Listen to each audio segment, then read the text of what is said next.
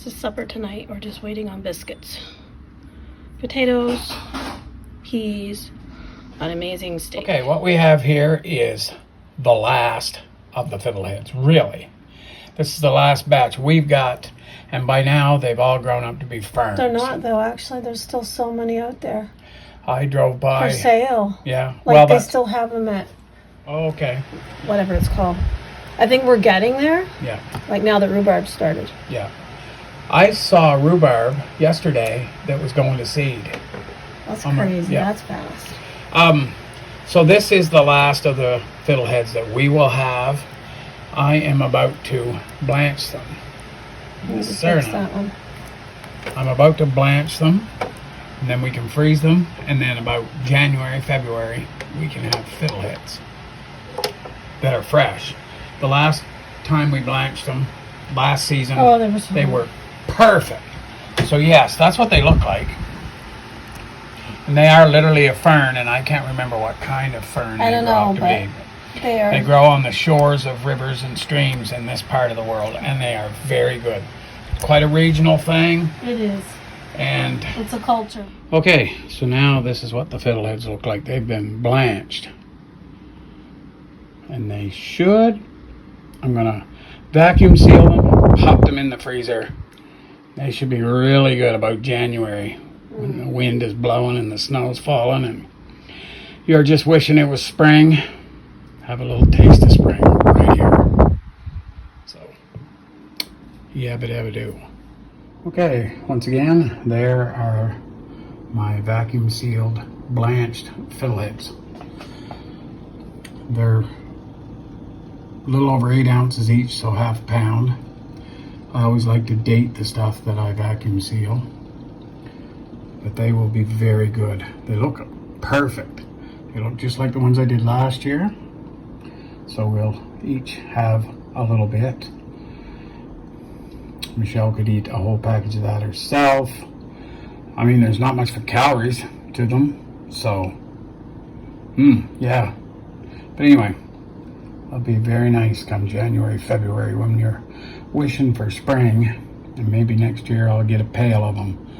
But they are a lot of work. When you go pick them yourself, you have to wash them and wash them and wash them. And then these ones obviously are blanched and then dried and vacuum sealed. But yeah, perfect. Show you that's why they are called a fiddlehead. Can't remember the name of the actual fern they turn into, but lots of them.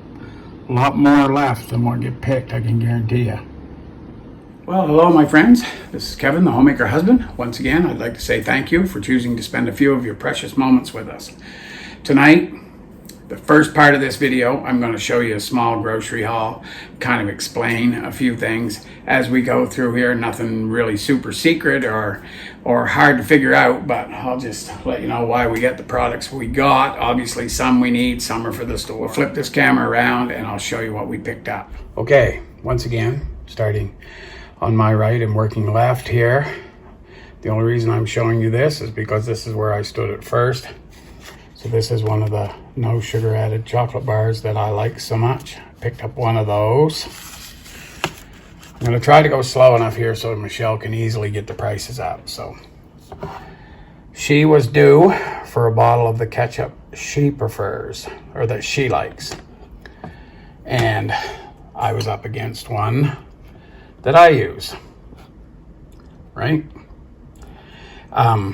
These are both the same price, so she can note that or put a price up separately. These are extra large eggs. We ordinarily just buy the large so we can stay under $5 a dozen, but Walmart must be due a shipment because there wasn't a lot of eggs there compared to what there usually is. Probably about 15% of what there usually is. So I just got 1 dozen extra large eggs. This is the Chris Brothers bologna that I like so much that I take for sandwiches to work and whatnot. So I got a tube of that. I've used up all the other. Get that out of the road. A box of these sandwich bags. These are the great value. and that is the best value. They're not the best bag, but that's the best value. And we use them for a short time, right, so we can get away with it. This is another box of the no-calorie sweetener that I use in my coffee. And yeah, I like it. It works. I'm going to keep using it. Michelle wanted to try this Kinder's seasoning. Now there's 7 different kinds over there, but this is the one she wanted, caramelized onion butter. We just, you know, give it a little taste. It is very good. It's going to be a very nice addition to whatever we decide to put it on. We got 1 can of diced tomatoes for our meals that we're going to prepare for next week, and it calls for a can of them, so I got those. I'm going to pick up a flat of these at some point for the store, but just in today. Another 1 liter of the Northumberland coffee cream that I use. Probably going a little bit too fast here, but picked up another half dozen of these Villaggio Toscana sausage buns. I'm going to do another sausage on the weekend. I might be showing you something later on in this video. Excuse me. Michelle wanted to try this. One thing we are noticing is a lot of the traditional flavors, a lot of the traditional things that we bought and used for so long, like they're ratcheting down the variety. Like these Knorr sidekicks. There is not as many varieties here where we are as what there used to be. And we notice that with a lot of stuff, right? But she wanted to try this one. It's a little different than what we usually get. I got 1 green pepper for that same recipe we're going to make for next week's meals, and I probably will show you that when we make it. We'll probably actually make it Sunday, so you might not see it in this video, but anyway, that is not the darkest green pepper, but it was about the darkest one they had there tonight. That's another thing they were almost out of. Got another loaf of bread here, and 24 bottles of water. The temperature is spiking up. It was actually like 85 degrees Fahrenheit or 31 degrees Celsius yesterday and today. And water starts going fast off the shelves over there when it gets like that. I needed a can of shaving cream. This is the stuff I use. It works as well as anything. So that's what we use. I use. Also, 2 of these little water flavor enhancers that I use in these when I take them to work. And this is the thing we purchased this week. I got 4 bottles of these Maxwell House coffees. They were on special, and I guess I'll just let Michelle put up the price. Now, mind you, they are now about double what we have paid for the other stuff that's on the shelf. But I've used a lot of it, so I want to build it up a little bit again. So I got 4 of those for the pantry shelf. And the stuff that I've been using is like 2 years past its best before. Can you see this one here? February 25th of 26. 2 years past, or maybe even 3 years past, but they're sealed in there, and coffee's just as good as it ever was. So these would last a long time if they're kept out of the bright light, I suppose, right? And this is the 7-Up Zero that I drink. That's 0 sugar in French. Pretty obvious, right? And I picked up this. We're almost out of laundry detergent. This one was 70 cents cheaper even than the Walmart brand that we usually go with. So I bought this one this time. 70 cents is 70 cents, right? So yeah, that's the few little items we bought tonight. So stay tuned. There is more to see in this video later. Well, okay, my friends, now that you've seen all that exciting stuff, we had mentioned that we were doing a tiny little kitchen refresh. This kitchen here in this apartment is very small. And it doesn't take very long to run out of cupboard space. And the corner behind me, between the fridge and the stove, that counter was overcrowded and cluttered. So I guess that's the same thing, isn't it? So we decided we wanted to neaten that up, gain a little space, turf out some utensils that we didn't use ever, or so rarely that we can put them in a drawer. That I'm going to mention right now is the next little project, is to kind of neaten up some drawers. We only have a couple really that we use, but they need to be neatened up a bit. So we are going to do that, I think, in the near future. So I'm going to show you the few little odds and ends that we purchased and tell you where they came from. Amazon and Temu, I should say, I guess, but I can point them out as I show you. So they're very small little items. We've kind of moved everything around, and I'll show you where they were. Some of the stuff you're going to remember, like when I show you where the air fryer was, you'll remember you used to see the air fryer a lot. And that corner, as I said, by the refrigerator, terrible mess.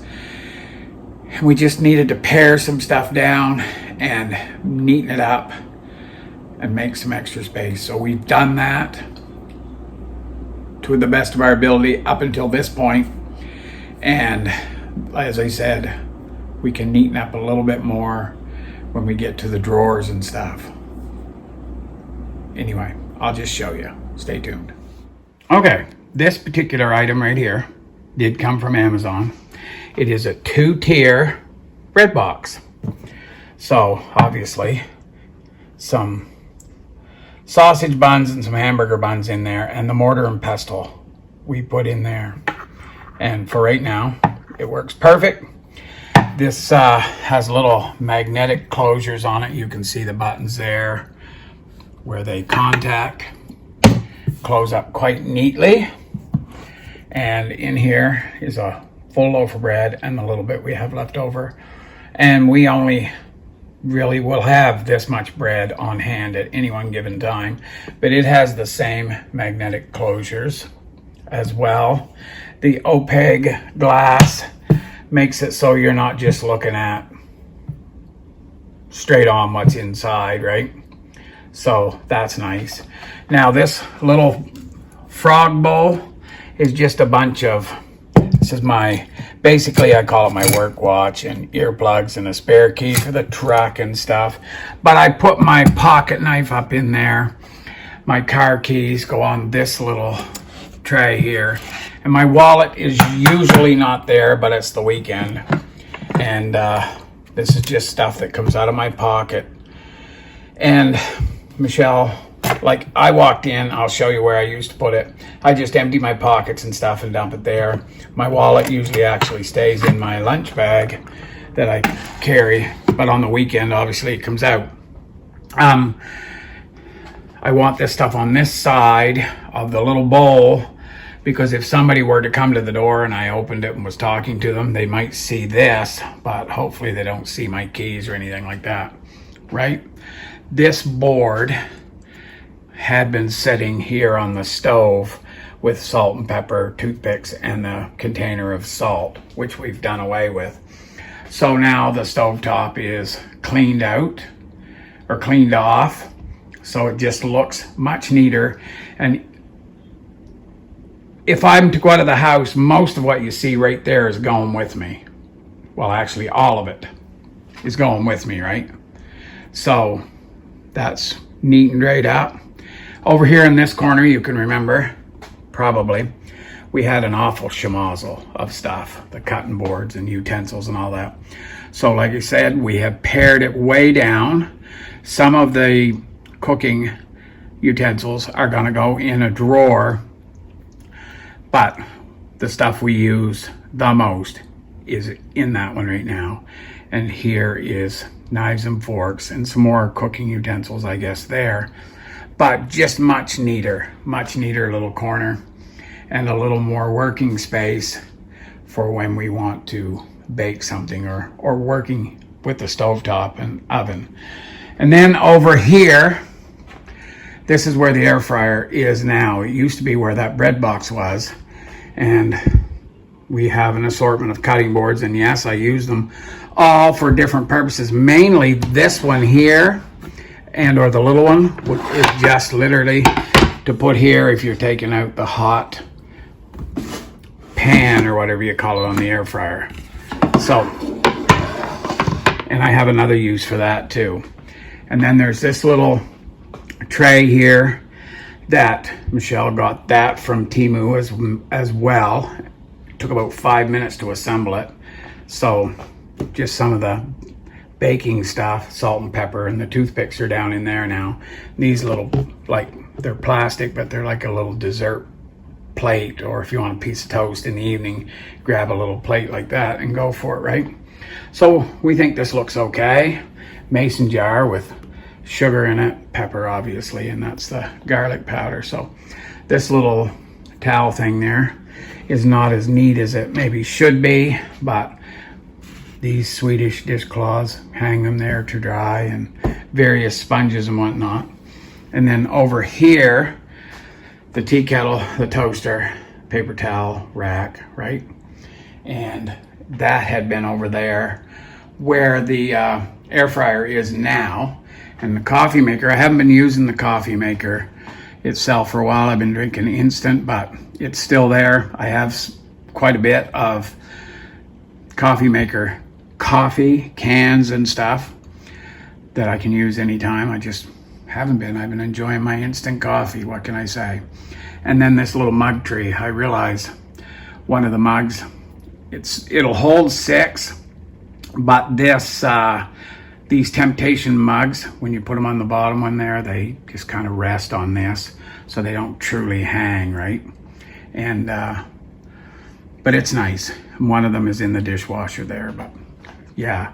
So that is kind of the kitchen refresh. And I had a few dishes there from lunchtime. I just washed them. That's the old utensil thing there. And actually, this is a new soup mug that Michelle got from Amazon as well. So I washed that up for the first time. Just stay tuned. So I might add right here now, it's time to shake your fire extinguisher. I remind people of that every once in a while. Well, those of you who have been watching know it, but it's time to shake your fire extinguisher. If you have a dry chemical extinguisher, which most of you would if you have one in your house, it's probably an ABC extinguisher, and that is a dry chemical, pretty much suitable for all fires. That's why we use them, why they're in your house, why you bought one for your house, is because you can use it on a fire, like somebody built a campfire in your kitchen, or you can use them on a grease fire, and you can use them on electrical fire. So that's why you choose an ABC. And then, but the dry powder in them, if you don't pick your extinguisher up and give it a real good shake once in a while, that powder will solidify in your extinguisher, and it will not work more than a little poof when you need it. So give it a shake. Today's the day. Give it a shake, you know, and try to do it once a month. I do it. Ours sits out on the counter where you can see it, so I often think of it, no problem. I grab it, pick it up, give it a shake. Pretty much every time I dust it, I give it a shake. So, that being said, for those of you that are Christians, I hope you will bear with me another moment or two. For those of you that are not, I hope you will as well. But if you want to stop watching right now, now's the time. In my study this morning, I like to read the Old Testament prophets. Well, I read them fairly regularly, but there's a bunch, as you would know. So this morning I thought, I'm going to read a little in Amos. So I opened Amos, and then I thought, okay, I have a study Bible. Many of you, I'm sure you do. I thought I would read the preface on the book of Amos.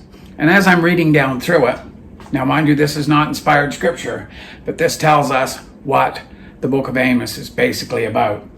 So I'm going to read you a short little paragraph about what the book of Amos is about. And if you're Christians, I would like for you to just think about it. Think about what the book of Amos is about. And then, of course, you'll probably be interested in reading through the book of Amos. It's only 9 chapters. It's not a humongous read, and you can break it up, but it's a very interesting read. So let me just read a little bit about the historical and theological themes we find in Amos. So this is the first couple of sentences. Well, I'm going to read you that whole thing. It's just the highlighted section and down to the bottom of my finger, so it'll only take a second. Amos addresses Israel's 2 primary sins. Number 1, the absence of true worship.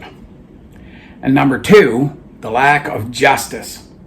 In the midst of their ritualistic performance of worship, they are not pursuing the Lord with their hearts, nor following his standard of justice with their neighbors. This apostasy, evidenced by continual willful rejection of the prophetic message of Amos, is promised divine judgment. Because of his covenant, however, the Lord will not abandon Israel altogether, but will bring future restoration to the righteous remnant. Now, I know we're not Israel, right? We're not. Israel is still Israel. But false worship and the lack of justice, that seems very prevalent in our society, in our time today. So maybe meditate on that a little bit, think about it, and visit the book of Amos.